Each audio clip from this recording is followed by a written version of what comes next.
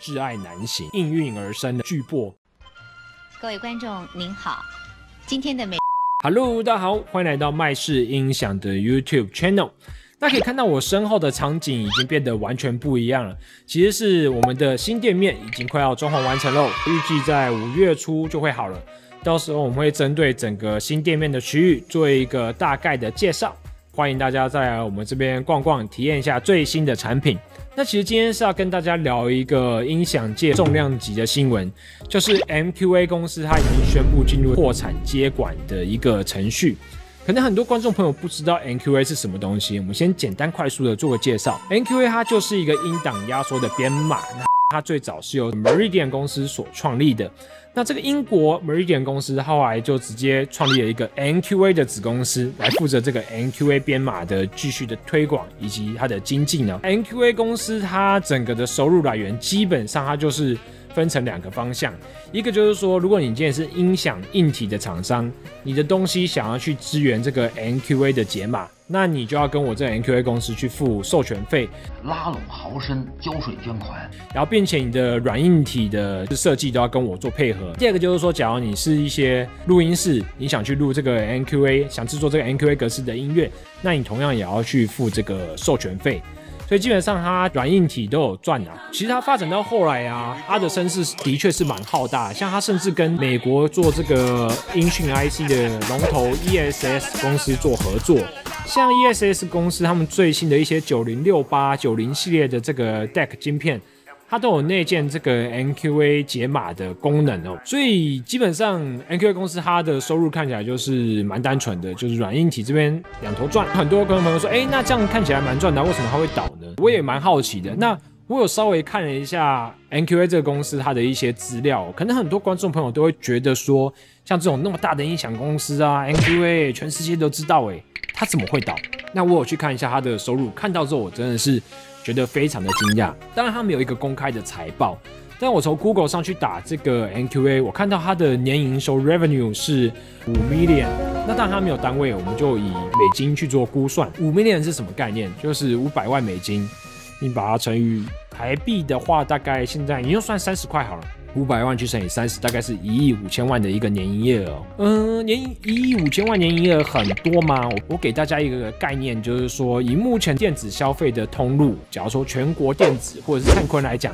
他们的月营业额我记得就已经来到了15、6亿的级别哦，是月营业额。那像一些上柜公司，基本上3、4亿的也大有人在。所以你看 MQA 这个举世都非常知名的大公司，音响的大公司，它的年营收居然只有1亿5千万台币，而且它的员工，我那时候看有高达70个人。你知道70个人是多么可怕的数字吗？尤其是以英国人来讲，英国人的平均收入就是3万多块美金，就是差不多年收平均人都是100万年薪。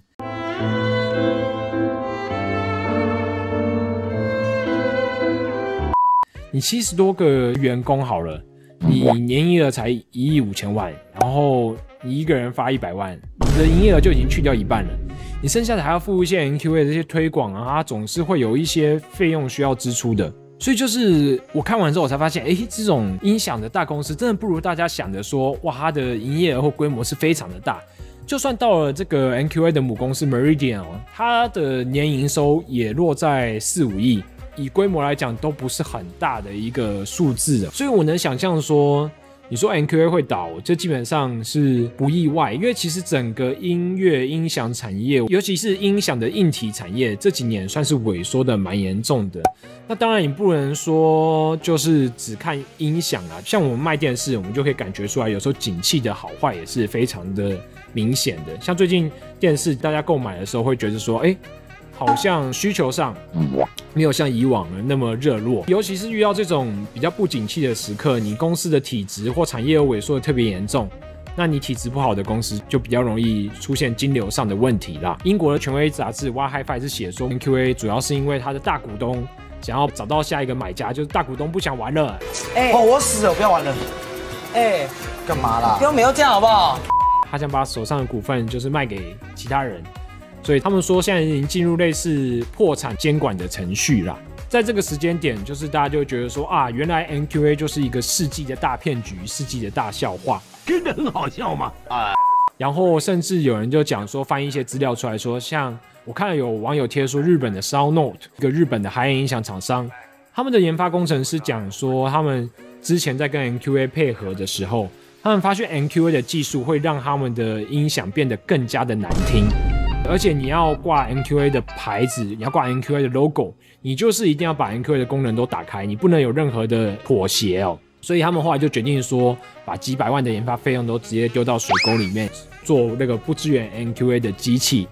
那像是有一些老牌的厂商，像 Lin， 他很早就讲说他就是不喜欢 NQA 这个技术。但是我的看法其实是说，当然就是一个东西出来，它有好有坏，一定正反都会有人支持不支持啊。那到现在讲说 NQA 是一个世纪的大骗局嘛，我倒觉得这也算言之过重，只是说现在很多的这种大家不支持 NQA 的言论被翻出来，刚好是目前是这个风向。那我就以我的角度来聊一聊这个 NQA 这几年给我感觉市场那些带来什么样的改变。我们现在讲讲 NQA 这个东西为什么它会诞生出来。我觉得最早是因为像我们可能5、6年前、7、8年前，你听音乐的时候，你听的都是所谓的 KKBOX， 或者是你那时候听 Spotify、听 Apple Music， 你其实听的都是类似 MP3 的音乐档案哦。你说 CD 音质的档案一直都有啊，那为什么没有去推广呢？第一个就是说档案比较大，然后我们的网络速度比较没有那么快。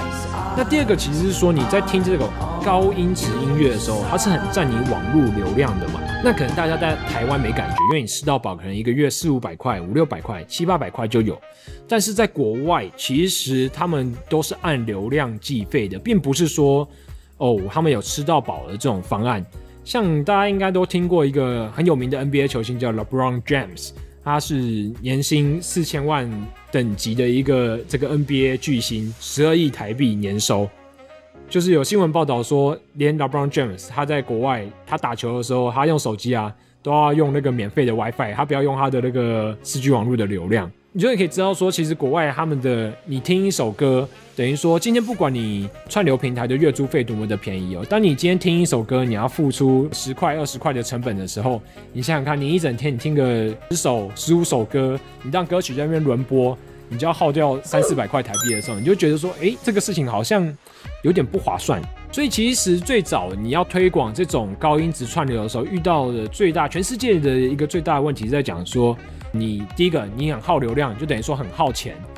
那这个事情就会让高音质串流推广上面它变得非常的窒碍难行。所以这时候 NQA 它就应运而生了。它一开始就是说，我可以把这个音乐压到1/8的大小嘛，那这样变成说你听这个高音质的音乐，就相对来讲流量负担没有那么重了。然后他接着就是找他的合作伙伴，其实 NQA 一路以来最大的合作推广伙伴就是 Tidal。我觉得这两个算是相辅相成的啦，因为 Tidal 它也是算是最早一批去推广这种 CD 音质的音乐，甚至到后来他跟 NQA 搭配的时候，他是跟大家讲说我们要推广比 CD 更好的这种音质。所以 NQA 我觉得它出来的时候的确是有它的风潮的，它跟以往的这种技术规格我觉得都不太一样。像 DSD 它也是一个技术的规格，但是坦白讲，我觉得它那种做出来之后，你一首歌它的确 DSD 档案格式是非常的好听，但是它档案也非常大，它可能一首歌就占了你假如说500MB 1GB， 变成说到头来这种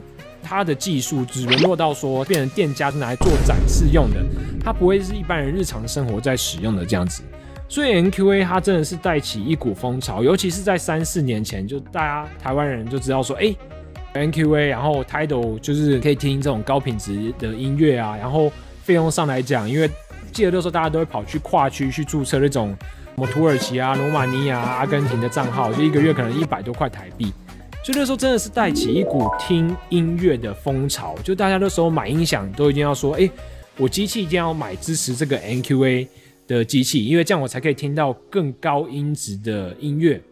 我觉得这种热潮是我入行以来你很少有看到一种规格，它是能够带起大家的讨论，跟一个购买机器的时候他想要去做换机的动作，或者是它就是一个重要的参考的指标。就先不讲说它的那些技术到底有没有真的给听音乐音质的本质上带来改变，我觉得从它的一些行销跟它的一些就是造势的手法来看，必须说它是非常成功的，真的是有 NQA 出来之后，你会感觉到，的确在3-4年前，我真的觉得有那种，你可以说它是一种文艺复兴嘛，就是音响的复兴，就真的大家都那时候很热衷在听这种高品质的音乐。但这个事情直到什么事件之后迎来了一个决定性的转变呢？我觉得是在这种苹果音乐，它在2021年的，就是前年的年中，它宣布了说 Apple Music 它旗下的音乐啊，都直接提供 CD 等级的音质，并且它也直接提供你24bit 192千赫兹的这种档案去做聆听哦。那同时，这个 Amazon 亚马逊音乐，它也都推出了这种服务，甚至像台湾的 KKBOX， 它也推出了 KKBOX Hi-Fi。当然说，像法国这个老牌的 Qobuz， 他们也是很早就推出了所谓的高码率的音乐。就他们的思维就是说，其实你看现在的网络速度那么快，那网络的费用也是越来越便宜哦。到底我们有没有真的必要去压缩音乐的一个音档哦？我们就直接听最纯粹，然后就是高码率的音乐就好了。那我觉得这种竞争是非常残忍的，就是你看像可能 Tidal 或 Qobuz 他们这种小公司，他们一开始带头做得很辛苦，要推广，好不容易觉得说好像有一点起色，大家要重视这种高音质串流音乐的时候，苹果公司或者 Spotify 他们这种金融的巨擘，他一整个下来决定要玩这个市场的时候，你说其他的人他基本上就已经玩不下去了。所以我觉得这个转折点真的是在像苹果跟其实 Spotify 也讲好久了，只是一直都没有做。苹果一做下来之后，我真的觉得这种像 Tidal 它好几年都已经在亏损的状态了，我记得直到今年都还没有开始赚钱，所以这真的是未来音乐的一个这种 Hi-Res 音乐、高音质音乐串流会是什么样发展，我真的觉得是非常的有趣哦。但是也许我觉得在未来的这种所谓声音的战场，已经不是所谓的2声道的音乐了，也许是所谓的 podcast， 就是广播的战场，甚至你像现在有短影片嘛，我觉得以后说不定有那种短相声，就是把 podcast 也做了1-2分钟、3-4分钟，做所谓的叫做快播的概念，我觉得也说不定。所以可以看到目前各个像 Spotify 啊、像 Apple Music 都要强调说，你可以更方便的去收听你喜欢的 podcast。声音的市场的竞争已经是很多面向的，而不是像发烧友就所专注在这种高音质串流的这一块。所以这就是今天的新闻的一些分享啊。目前 NQA 公司它已经进入破产接管了。那这几年看下来，这个 NQA 他们的一个发展，那给音响产业带来什么样的一个影响？好，那这次的节目就到这边。那如果大家有任何想要讨论的、想要聊的、想要看的，都可以在我们 YouTube 留言区底下留言哦。那我是 Alan， 这次的节目到这边，我们下次见，拜拜。